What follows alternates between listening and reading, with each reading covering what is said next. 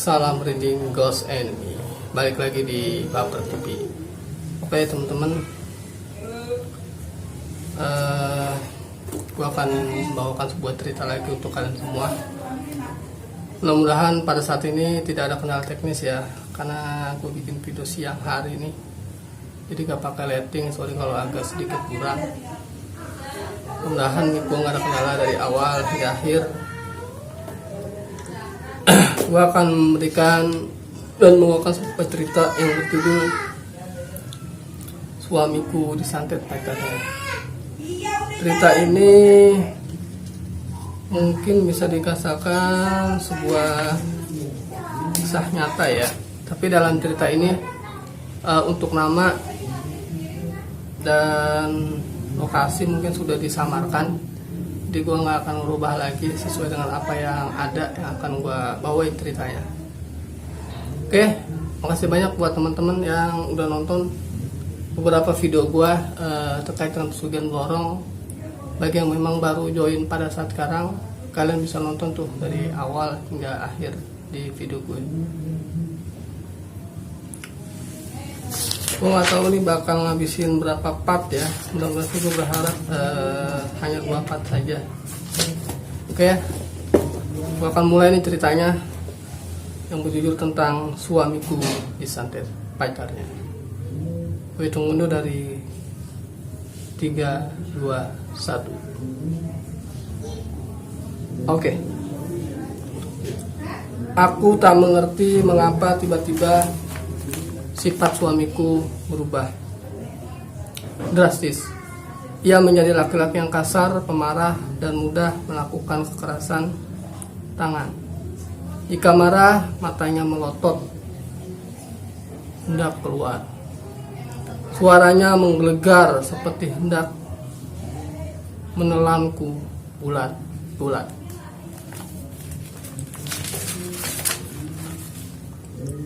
Aku tak pernah membayangkan rumah tanggaku dengan, tadi gue udah disclaimer ya, untuk nama sudah disamarkan, jadi gue hanya membawakan sesuai yang ada.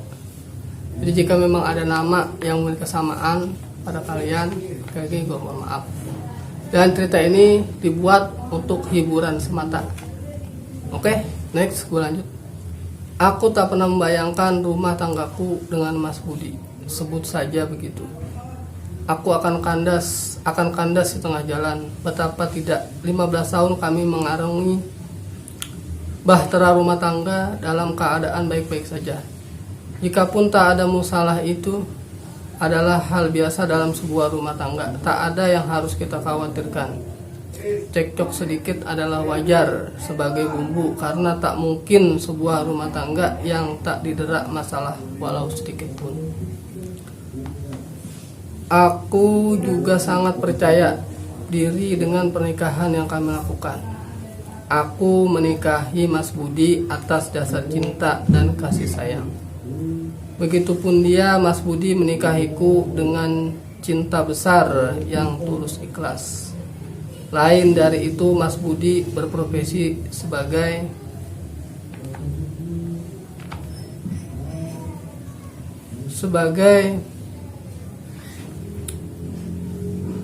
seorang pengusaha muda.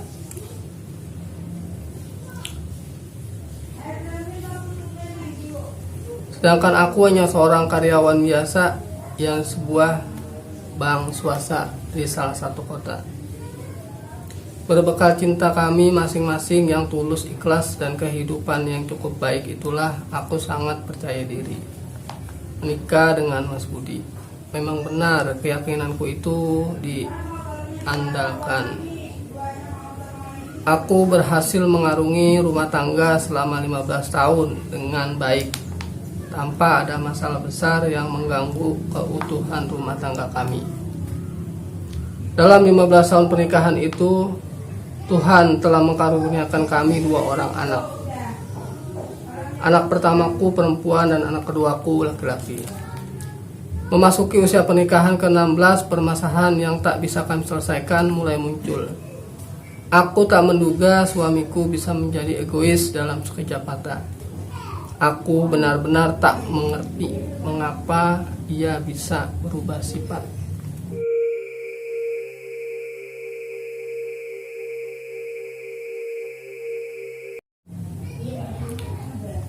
pemikiran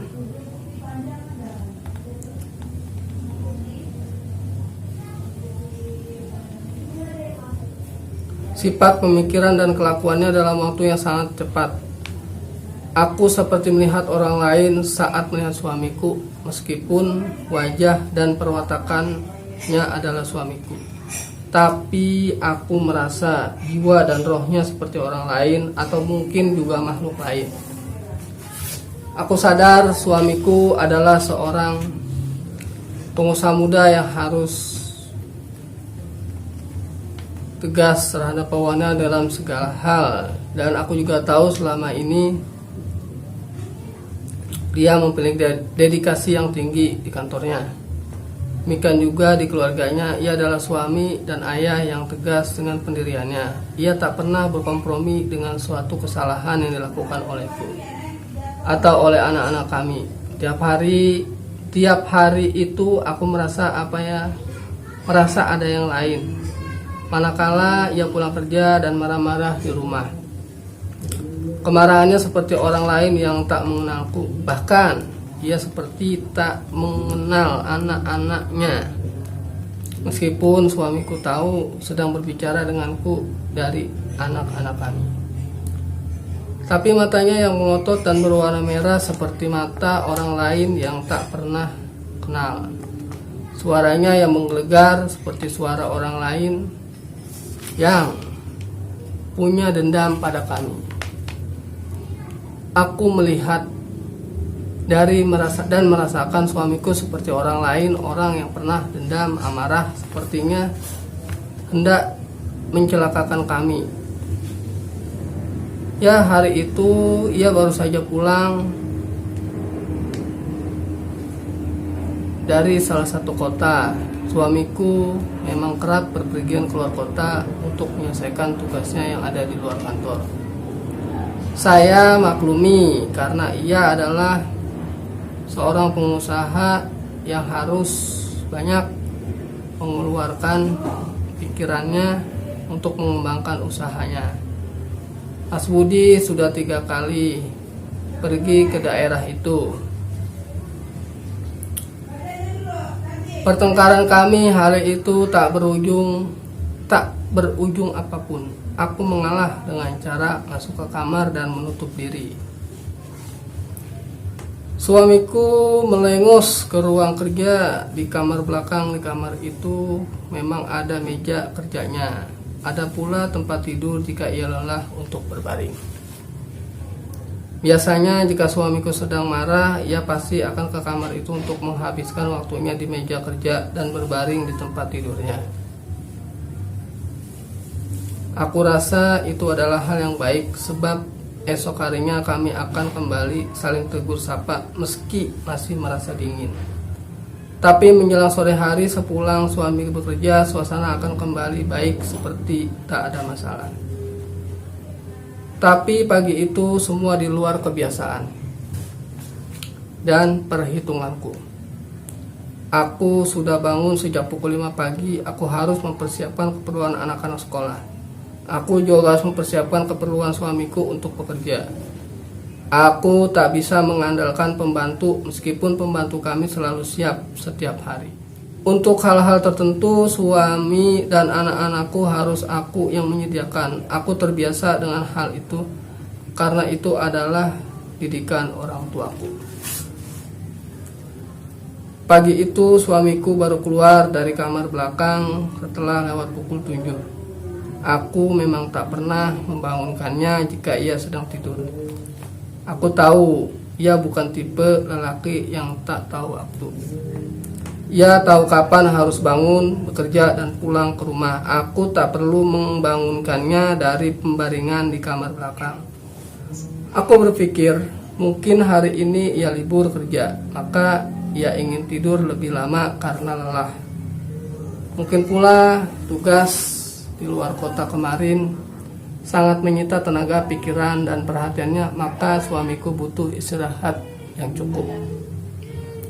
Namun baru saja ia keluar dari kamar belakang, Mas Budi langsung marah tanpa alasan jelas. Segala macam menceritakan sesuatu yang tak perlu ia bicarakan pun menjadi masalah. Tatapan matanya masih sangar seperti tadi malam. Suaranya pun masih menggelegar sampai-sampai pembantuku tak berani keluar dari dapur. Padahal aku sudah memanggil si bibi untuk mengambil kain pel. Pagi itu pun penuh dengan pertengkaran. Setiap detik yang kami lalui penuh dengan ketegangan. Suamiku berubah menjadi garang, galak seperti orang yang punya dendam kesumat padaku. Tatapan matanya seperti binatang buas yang siap menerkam dan membunuhku. Aku benar-benar takut dibuatnya. Tapi jauh di lubuk hatiku, aku merasa ada yang tak beres dengan sikap dan perilaku suamiku saat itu. Karena berbeda dengan kebiasaan yang pernah dia lakukan. Selama ia bertugas, selama ia keluar maksudnya, selama 3 minggu aku memang jarang berkomunikasi dengannya. Mungkin beberapa kali hanya ber-SMS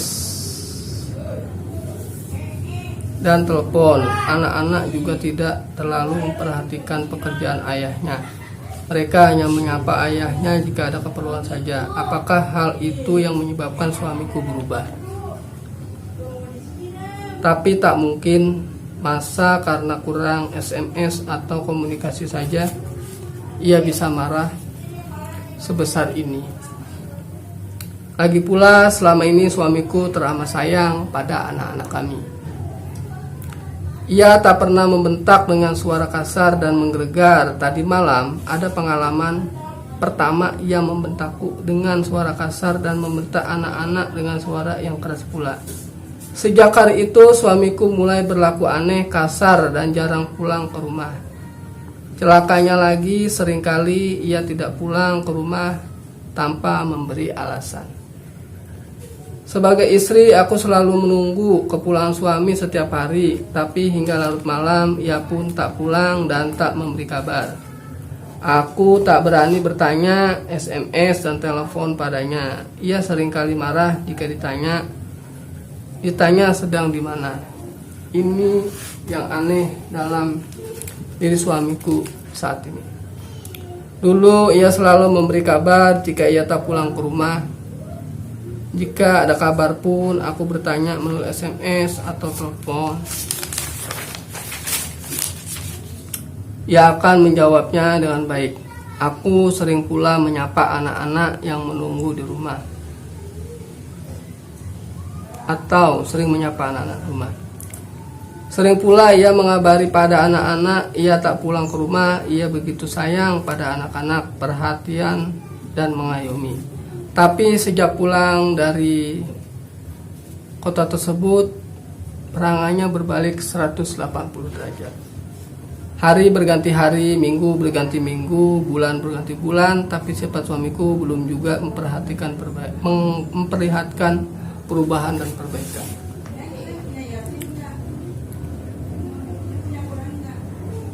Entahlah, aku benar-benar tak mengerti dengan keadaan suamiku. Aku tahu ada yang tak beres dalam dirinya, tapi aku tak mengerti apa itu. Anak-anak, pembantu, orang tuaku, dan orang tua suamiku pun mengatakan hal yang sama. Ada hal yang menyusup ke dalam jiwa suamiku. Begitu kata mereka, tapi yang merasuki jiwa suamiku itu ada yang merasuki jiwa suamiku hingga ia berlaku kasar pada keluarga.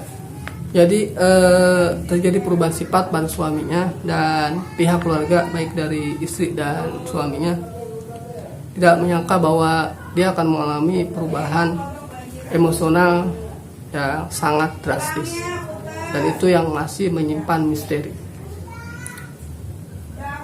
Beberapa kali ayah dan ibuku datang ke rumah untuk mempertanyakan hal itu padanya, tapi ia mengaku tidak apa-apa, ia mengaku baik-baik saja. Tapi perubahan dalam sikapnya akan nampak jelas. Akan nampak jelas jika dia sedang marah, sedang kesal atau ketika ia punya keinginan yang tidak terpenuhi. Suamiku kontan saja membentak dengan mata yang melotot nyaris keluar. Dan jika ia sudah marah, rasa dendam dan amarahnya itu tidak akan surut dalam waktu yang singkat. Bisa berhari-hari bahkan seminggu lebih. Orang tua Mas Budi pun merasakan hal yang sama sebagai ibu yang melahirkan dan ayah yang membesarkan. Orang tua Mas Budi tentu tahu betul bagaimana perangkai anaknya yang sebenarnya. Tapi mereka pun melihat ada yang tak beres dalam diri anaknya. Pernah Mas Budi diminta untuk datang ke rumah orang tuanya, tapi ia menolak dengan alasan yang dibuat-buat. Katanya ia sibuk di kantor, padahal Budi adalah seorang pengusaha yang punya lumayan cukup jabatan tinggi di perusahaan itu. Sebagai tanpa harus membolos. Kadang ia bekerja sampai larut malam dan sampai malam. Artinya selepas bekerja ia bisa mampirlah ke rumah orang tuanya untuk silaturahmi. Tapi hal itu tidak dilakukan sampai berbulan-bulan. Aku sering mendorong suamiku untuk menemui ayahnya, mertuaku, tapi ia selalu menolak. Aku tahu Mas Budi tidak ingin mendengar nasihat atau kata-kata penuh makna dari ayah dan ibunya. Aku tahu karena hal itu pernah diutarakan padaku ketika ia marah. Aku tak mau ketemu orang tuamu, orang tuaku atau siapapun yang so pintar menasihati aku.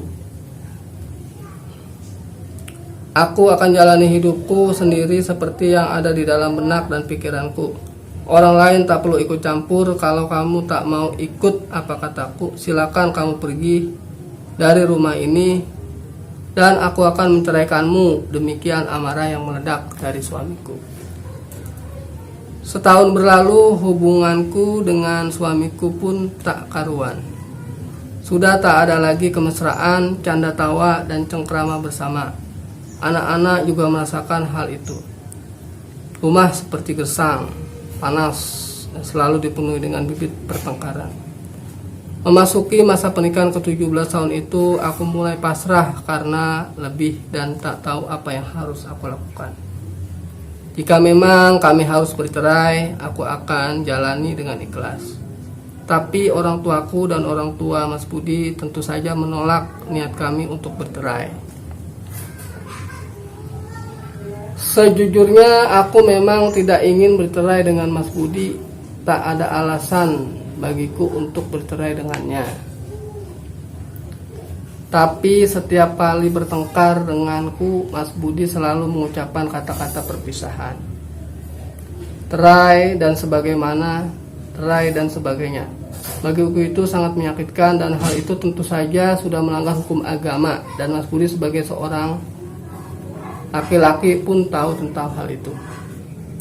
Di ujung keputusasaan orang tuaku memintaku untuk mendatangi orang pintar. Disinilah mulai hal-hal yang fisik sudah mulai. Di ujung keputusasaan orang tuaku memerintahkanku untuk mendatangi orang pintar, seorang ustadz yang beralamat di sebuah wilayah. Katanya mudah-mudahan dengan bantuannya rumah tangga kami bisa kembali normal. Karena menurut orang tuaku dan juga orang tua Mas Budi, ada yang tidak beres dalam jiwa suamiku. Sepertinya tak beres suamiku, sepertinya itu dirasuki makhluk lain yang sengaja ingin menghancurkan rumah tangga kami. Oke, gue lanjut. Ya, aku menurut saja. Aku sama sekali tidak pernah berpikir sejauh itu, tapi karena ini adalah permintaan orang tuaku dan orang tua Mas Budi, aku tidak bisa menolaknya. Mungkin mereka ada benarnya, sebab pengalaman mereka tentu saja jauh lebih banyak dari aku. Aku tak pernah mengalami hal-hal mistik. Berbeda dengan orang tuaku dan orang tua Mas Budi yang kerap mengkait-kaitan hal ini dengan mistik. Di rumah Ustadz itu aku menceritakan semua kejadian yang menimpa suamiku, mulai dari aku menikah sampai aku punya anak, dan sampai pada saat ia pulang bertugas hari Sabtu. Semua akan kuceritakan tanpa ada yang kulewatkan, terutama kejadian malam itu ketika baru pulang sampai pada hari berikutnya. Awal dimana suamiku mulai berperilaku aneh dengan amarah dan emosi yang cukup meninggi. Dari kisah panjang yang aku ceritakan pada Pak Ustadz, ia menganalisa dan kemudian melihat dengan mata batin. Menurut ustadz tersebut, sebut saja nama ustadznya, Ustadz Manap. Maaf, beliau tidak bersedia disebut namanya. Kita sebut saja Ustadz Manap. Suamiku telah terkena guna-guna. Beliau memang tidak bisa menyebut secara spesifik jenis guna-guna itu. Tapi yang pasti suamiku telah dirasuki jiwanya oleh kekuatan jin jahat yang sengaja dikirim seseorang untuk merusak rumah tanggaku dan suamiku. Tujuannya adalah agar suamiku menceraikan dan melupakan anak-anak kami. Ya Allah, sedikit pun aku tak pernah terlintas di benakku akan ada orang jahat yang berlaku kejam terhadap suamiku dan keluargaku. Aku tak pernah membayangkan ada manusia yang berani berbuat sekejam itu. Apapun alasan, apa salahku dan apa salah anak-anakku, mengapa dia berbuat sekejam itu pada suamiku. Oke, gua rasa untuk cerita di part 1 gue cukupkan sampai di sini. Nanti akan gua lanjut lagi di part 2 pada video berikutnya. Oke, untuk pesan moral dari cerita ini nampaknya gue belum bisa berikan karena ini baru part 1. Nanti di akhir cerita gue akan memberikan pesan moral di akhir video. Oke, makasih banyak yang udah nonton dari awal hingga akhir. Ya, jangan lupa dibantu subscribe, like, share, dan komen. Dan nonton lagi video gue sebelum-sebelumnya. Bantu channel ini agar berkembang. Makasih banyak. Salam reading, Ghost Enemy.